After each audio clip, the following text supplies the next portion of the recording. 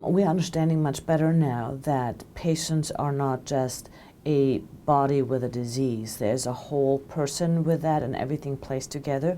And I think years ago we were just concerned with survival because survival was so difficult.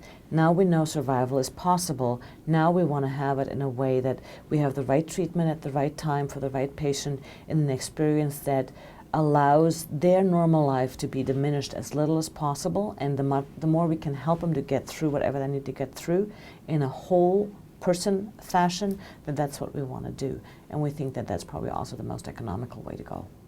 We know that quality of life is a very complex thing, but people are measuring it in a way that the quality of life researchers that work with it understand now we almost can use it like blood pressure, where we can say, this is all good, this is within the normal range, but this one here, that is not good. And maybe if it's not good, we should do something. So that's the important part about it.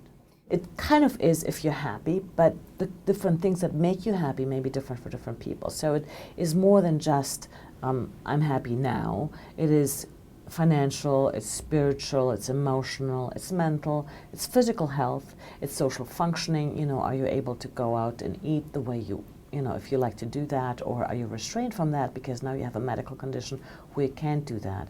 The physical thing is always in there, and yes, if you've had a surgery, your physical quality of life is probably not great, but we know that's short term, maybe, but if you have other limitations, then that's something that we may be able to work on. We know it is something where quality of life is good for people whose needs are met. And that can be different. So hospice patients, for example, their needs are met when they're in hospice. We would not want that quality of life because we think they're very ill. But they say, this is where I'm at now, my needs are met, my quality of life is good, or close to normal. But other people who don't have their needs met because of financial problems, of social problems, problems with their friends and family, they are in more trouble. So we found that the serious complications after surgery were much more frequent in patients who had a quality of life deficit than the patients who did not.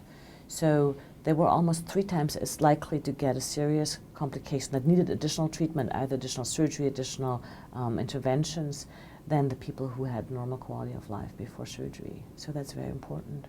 If we can prevent complications with an intervention such as behavioral therapy or something like that, compared to an ICU stay for an infection after a big surgery, most people can see that that's probably a much better cost equation. So, and people would feel better with it, and you have to pay less money for it. If that works, I think that's where we should go.